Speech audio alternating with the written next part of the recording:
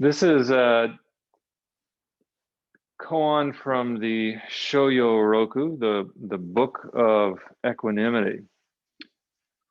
And it is the eighth case, Hyakujo's fox. This is perhaps one of the more important, well, they're all important, but it's a particularly important one. Hyakujo's fox. Here's the case. Attention.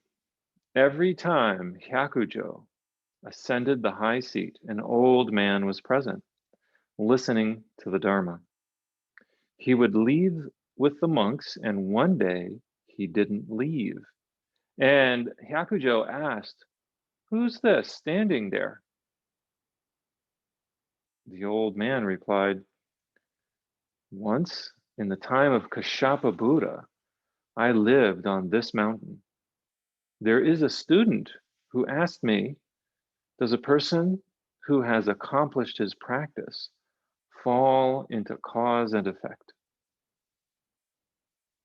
I replied to him, he does not fall into cause and effect. Thereupon I fell into having a wild fox's body for 500 lives. I beg you, Osho, give me a turning word now." Hyakujo said, "He does not evade cause and effect." At these words, the old man attained great enlightenment.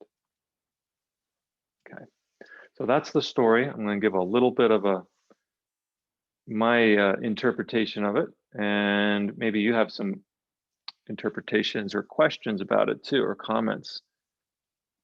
And some of these words might be unfamiliar to you. So if there's something that stands out and you're like, what does that mean?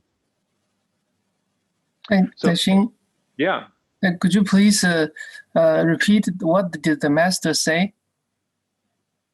Sure. So the master said he does not evade cause and effect. He does not evade cause and effect. Yeah, thanks. Okay.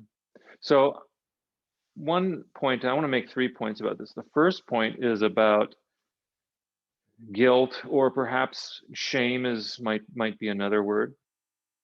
So this is a story. One way to think about this story is that it's about an old man who is racked with guilt or perhaps shame because he said the wrong thing. He said the wrong thing to someone. He misled them. He told them that if you are enlightened, then cause and effect, karma, does not affect you. And that was misleading this person. And as a result, he had to be reborn as a fox for 500 lifetimes. It's kind of like a punishment. So this is pretty heavy karma to carry. But one of the things I think the story is pointing to is the seriousness with which Zen takes what we say, the words that come out of our mouth. And knowing that words can be misleading, as we've seen in the previous stories of the koan stories, the masters often remain silent. As in the last case that we shared, right? The master got up on his seat, the bell rang, he didn't say a word, and he got back down. And now we know one possible reason why masters are sometimes reluctant to say something, right? They don't want to lead people astray. As soon as we open our mouths, we risk that. We risk the karma of leading people astray. And yet, sometimes we have to speak. We can't, remaining silent isn't always an option either. Okay, so that's point number one. Point number two I want to make is that no one, not even the enlightened, can escape their karma.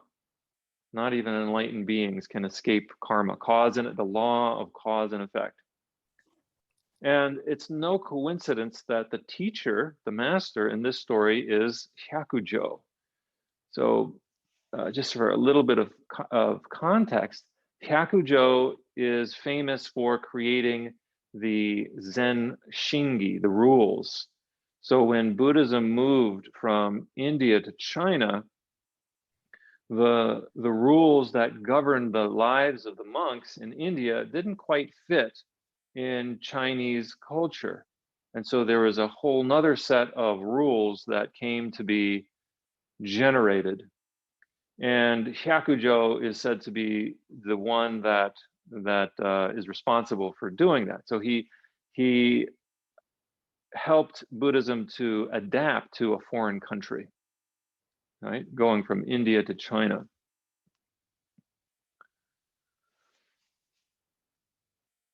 Okay.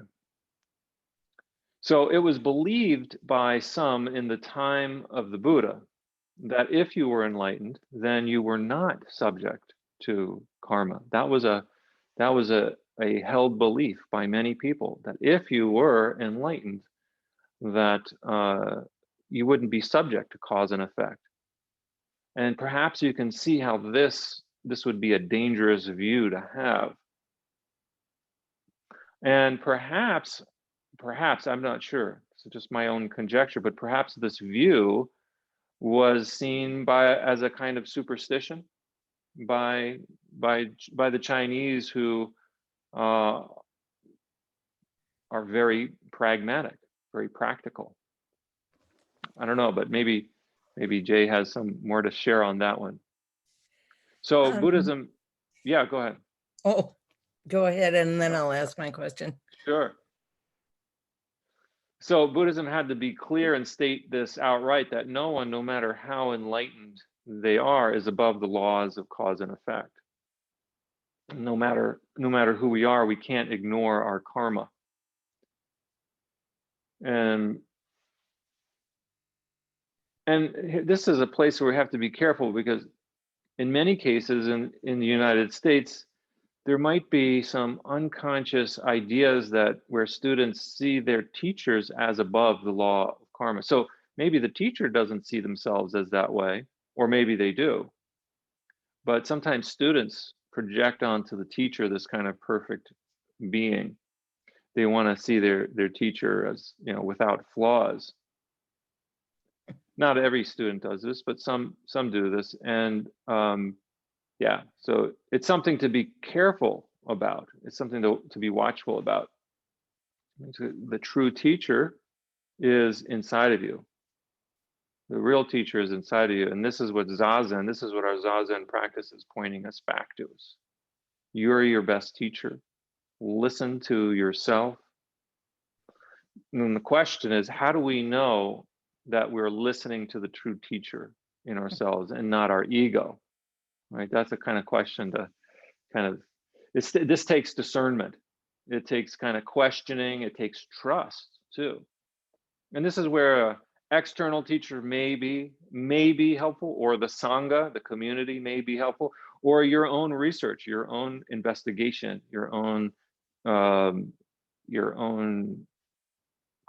questioning of things.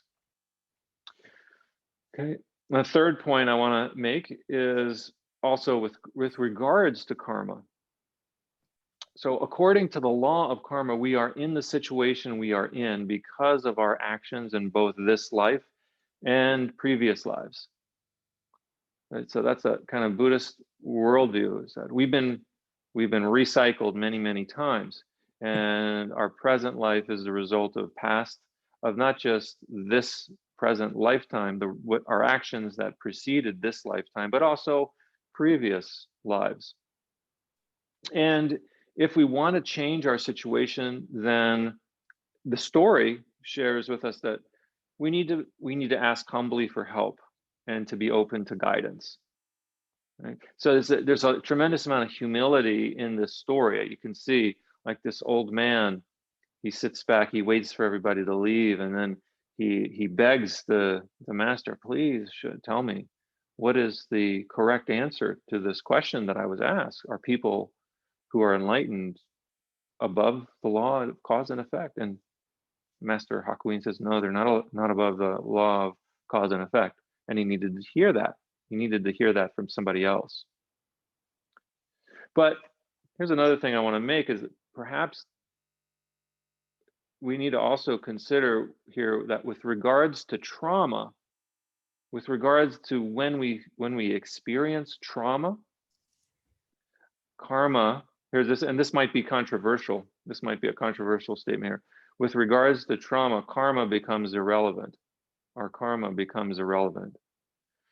So we have to be very careful about not blaming ourselves or shaming ourselves for trauma that has happened to us. Right? If we've experienced trauma, that's not our fault. Right? So this story, right? There's two things seeming to go on here, and the story is saying that we have to take responsibility for our karma, for the law of cause and effect. Right? There's no doubt about that. But does that hold up? This is a question I'll put out there. This might be a controversial question. Does that hold up? This law of cause and effect, does that hold up? Like that we have to take total ownership for it when it comes to trauma, right? And do we need to? Here's another maybe statement that might be controversial: is like we don't need to forgive too quickly those who have hurt us, but to reflect on abusive patterns that show up in our life. We don't need to forgive people too quickly if they've hurt us, but we do need to reflect on some of the abusive patterns that show up in our life. Healing, again, maybe this is controversial, but healing comes not from shaming ourselves or feeling guilty about our actions, but through unconditional love for ourselves, no matter what situation we happen to be in. So those are my 3 points. Those are my 3 takeaways from this particular story. One. Could you repeat that last one? Sure. Healing. Oh, Healing healing.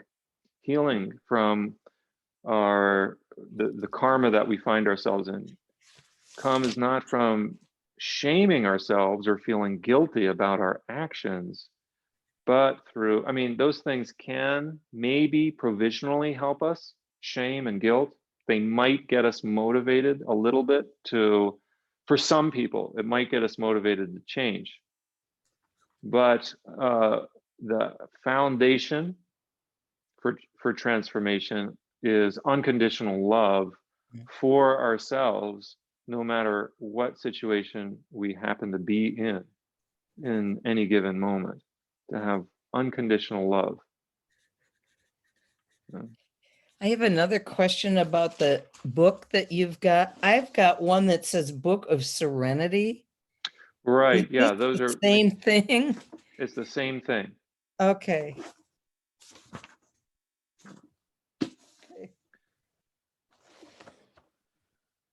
But yours is what? This is the Book of Serenity, Thomas Cleary, translated.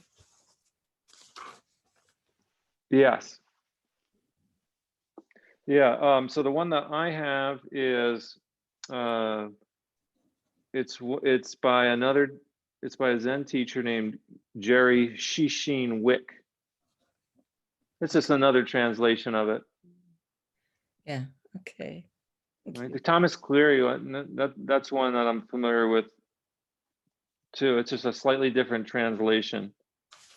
And one of the reasons I like this one, well, it has commentary in it about it that's helpful for understanding the stories.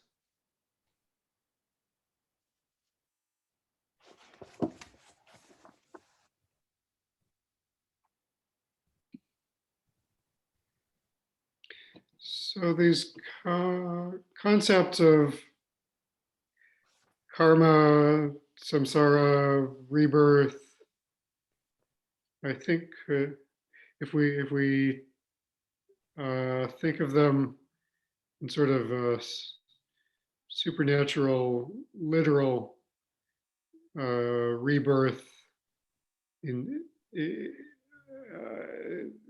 doesn't fit very well in sort of our Hmm. current understanding. But I think there are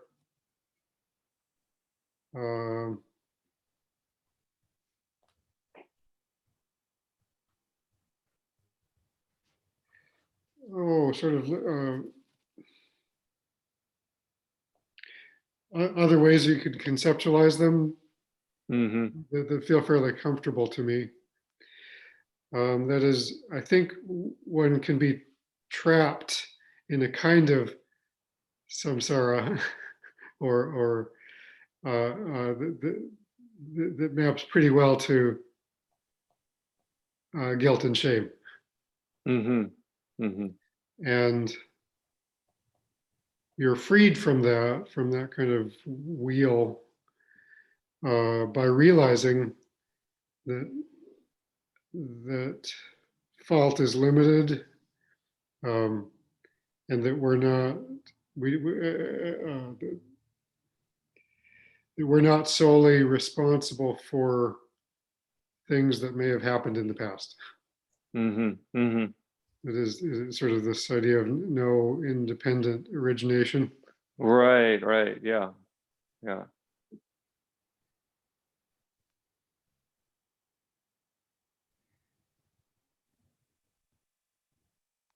Yeah. Go ahead and unmute yourself, Jenny. Hello. Yeah. Go ahead, Jay. Hi. Yeah, I'm just curious because I guess karma, the word karma, how long has it been here in the US or generally in the West?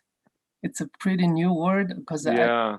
I don't know because is it in the 1960s or when or in the about several hundreds of years, or I don't know. Right. I think Because probably. culturally, Yeah. like Maybe one. is Right. this something new? I'm kind of wondering what you guys' idea about the karma says, because even for me, as a Buddhist in the Buddhist country, I grew up there. Even for me, the concept of karma is totally different after I learned Buddhism. As then before I understand it myself, and then it's kind of like, wow, it involves a very complicated series behind it, a lot of cases and could be stories, but the theory part, it's very what scientific, not logical, so involves a lot of theories. So I don't know how much about that kind of knowledge has been here or people have been discussed about that. I'm just curious because Buddhism and Hinduism also have karma and Jainism has karma. Buddhism definitely have a different explanation about it. It has dependent origination and things like that. But basically it's a very fundamental concept. So without the concept of karma, there's no Buddhism.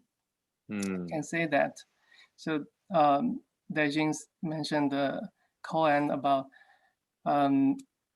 so even Buddha, the great accomplisher, cannot evade karma.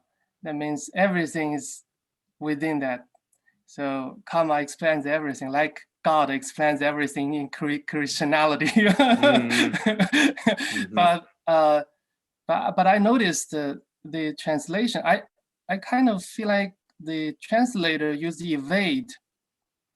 I kind of get his point, but there are also other options to translate it. So the original Chinese text means has a translation means he is not confused with cause and effect. So, but I understand why the translator used not evade. He tried to stress something, tried to stress the inevitability of the karmic results. And but then there's two parts closely related. So the first question is why people would think the great accomplishes, the Buddhas, they are above the karma. They have a very strong reason for that, because if Buddha has not escaped karma, how can he claim to be enlightened? How can he get rid of all the suffering? So they're thinking, if he does not above the karma, how can he achieve that? So suffering we don't need, we want to successfully eliminate all the suffering. So that's why their question comes from. But then if we simply think the Buddha just be above the karma, kind of like, I don't know, maybe not that appropriate, but kind of like God, you know, just he managed the karma, but that's not a Buddhist understanding. So he's not confused with the karma. We'll explain that, we'll stress that kind of point. So he's above all the suffering, but then he functions according to the causality. So all the good things without any bad things. So the result must be good, must be very happy. So it doesn't matter how long that could be, endless rebirths. So sometimes me as Asians also feel like it's kind of frightening, you know, endless rebirths, but it's happening every day. So any minute, so the shortest reincarnation is every flash of second, the moments of thoughts rising and diminishing. The longer is 1 day. So we get into sleep, that's a reincarnation, short reincarnation. Nobody will be worried whether tomorrow they will wake up or not, right? Only very sophisticated Buddhist. But then even longer will be life and death. But there's a huge, there's even a larger reincarnation. That's from our Buddha nature, we get confused, and then we get back to be clear and pure again. That's the largest reincarnation. So our Buddha nature is pure, but then we get confused and then we get back. That's the largest. So I don't know which one. So I'm still very ignorant and confused about what Westerners, most Westerners think about the karma. Yeah, great question. Yeah, so you want to know what Westerners think? I can't speak for everybody, so maybe somebody else want to share Western views of karma. Well, I'll just say I suspect that there's maybe two views. Is one is that we totally blame ourselves for why things are the way they are. It's kind of like beating ourselves up. And another dualistic view is that we don't take any ownership for it at all. And so that's why the word evade might be kind of helpful for some people, because maybe some people don't want to take responsibility for their actions, or don't think that it matters what they do. Yeah. So I think maybe there's those two views that are there. Yeah, I will share in the first part. In a lot of Asian countries, we kind of that's a wrong understanding too about the karma. So instead of blaming ourselves, many Asian Buddhist practitioners blame others. So if someone get a bad luck, they will say, "Oh, it's your bad karma." Yeah. I kind of feel like that's very interesting, culturally related, because here very individualism, and so people focused on self. And Asian very collective, but then they will blame others. That's your fault. So you get into bad luck. I am not supposed to help you, something like that. Right. I think, yeah, I think we get in the United States, we get caught in that sometimes too, especially if somebody is hoarding power. They will if something goes wrong, then they'll blame the other person because they want to hold on to their power.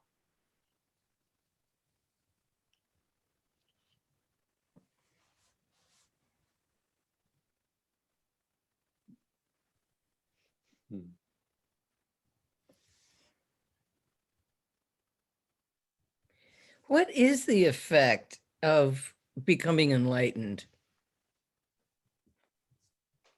I mean, what does it do? Do you feel different? You think differently? You've been transformed on that moment, or what is? Can you become unenlightened after you've been enlightened? You have to keep trying and failing and trying and failing and try, you know, and then sometimes you'll get it and sometimes you won't. There's a borderline. Once you cross the river, it's said in Buddhism, the burned seed will never budding.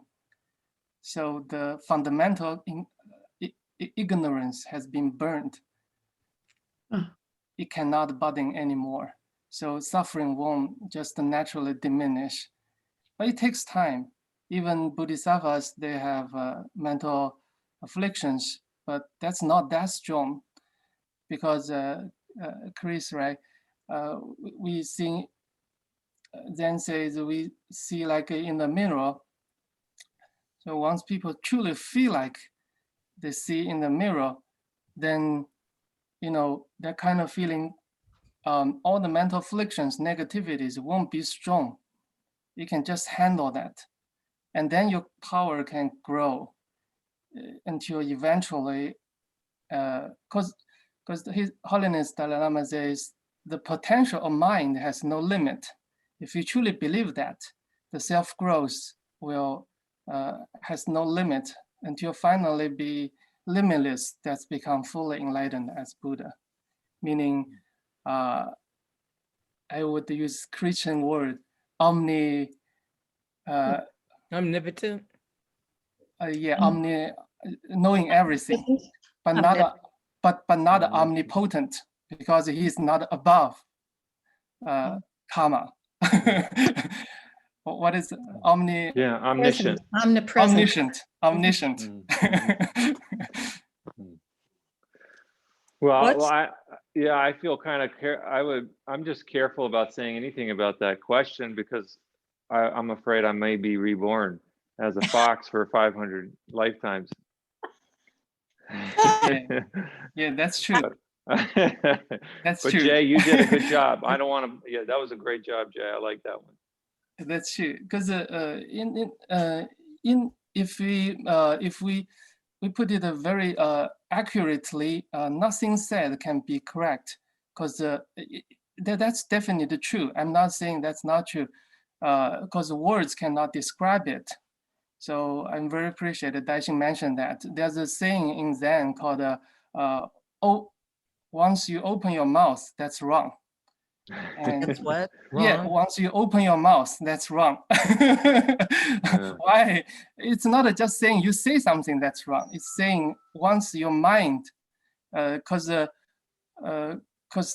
it's not about knowing something as enlightenment, because in enlightenment there's no such a duality of knowing and being known. But again, I'm trying to describe something, so that's still wrong. Well, I think you've given us, Jay, you've given us a wonderful conceptual framework with which to understand it, and so you stated some things about the talking about the seeds, and then the seed burns up. Once you cross over to the other shore, there's no going back. You're Buddha, right? So that's one conceptual framework. All right, Loretta, thank you. So good to see you. Thanks for being with us. So yeah, go ahead. I don't interrupt you. I just is there what I have a question. What would be the last affliction to be purified? Do the afflictions have stages, you know, like conceit and, you know, I can't even think of other afflictions. Sorry. One lies, one cheats, one, you know, is there different afflictions, and at different points, different stages, you're purifying certain afflictions, and is there a last affliction that goes at the very end? I had heard there was, but I don't know. So, Yeah, I don't know. So again, this is like I think this is one framework with which to understand enlightenment and like a kind of a progression towards something from where Okay. we are, going from where we are to progressing towards something. That's one framework for understanding Buddhist practice. And it's a good one. It's very good. So I just want to share a slightly different framework for understanding the practice. And so from the Soto Zen tradition, we talk about the non-duality, or that practice and enlightenment are not separate. okay. So the usual, maybe one way of thinking is that you do practice, and then you make some steps forward, you make progress, and you get there. And this is a very important path. It's a step-by-step approach to enlightenment. And Zen Master Dogen gives a little bit different take on it. His is slightly different, where he talks about practice and enlightenment are one and the same. So a moment of zazen is a moment of enlightenment. And so actually what we're doing, we're being asked in that sense to step into enlightenment, almost based in faith. That's kind of a faith in our own Buddha nature. And so that requires us to let go of all of the other afflictions that we might be holding. You can't, if you really step into the Buddha's mind, you can't hold on to all of these other things. So it's kind of like jumping into the mind of the Buddha. It's just another take. But I want to affirm there's a couple approaches here. Yeah, I know. Daishin, I know you will say that. It's very Zen style. The practice and the realization will be one, is one. That's definitely true. But I want to emphasize the other side. That kind of saying does not negate, does not refute the actual existence of all these stages. So how we understand that both, it's like samsara is, all the suffering is like a dream. So once people realize it's a dream, within that dream, you can be playful. So before we are very afraid of tiger. So, but then once you realize it's a dream, you can ride the tiger. That's possible because it's just a dream. And then there are stages within that dream. So from the perspective Daishin just emphasized, we know anyway, it's a dream. You know, even once someone awakes, even there's many things that happens in the dream, but still it's a dream. So practice and the final destination, there's no difference. But within that dream, still there are the differences. It's not like just a blank nothingness there, not like that. It's very funny, very richful, very playful, very exciting playground. You can have fun there. So sometimes before I kind of feel like very scared of samsara. Oh, next life, wow. But then I can feel like, wow, endless possibilities. I can be, you know, maybe next president. I don't know.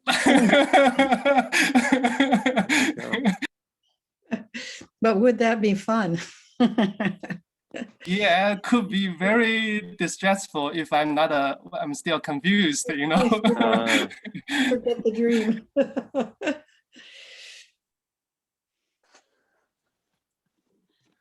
Yeah, maybe another conceptual framework here is the ideas of the relative and the absolute.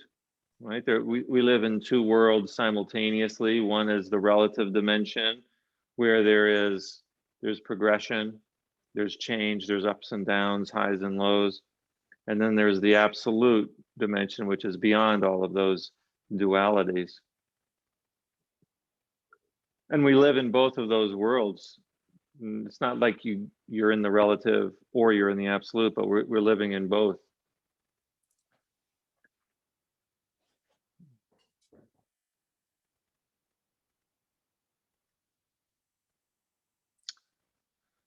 All right, I see there. Yeah, anything else people want to bring up? We're at time here. Appreciate the rich conversation and discussion. I would like to spend time some week on independent origination related to all this. Mm-hmm. All right. I All think right, I'm going to put that in my Alaya Vijnana. I'm going to put that in the back of my Alaya Vijnana, and we'll do it. Several weeks, several weeks. Yes.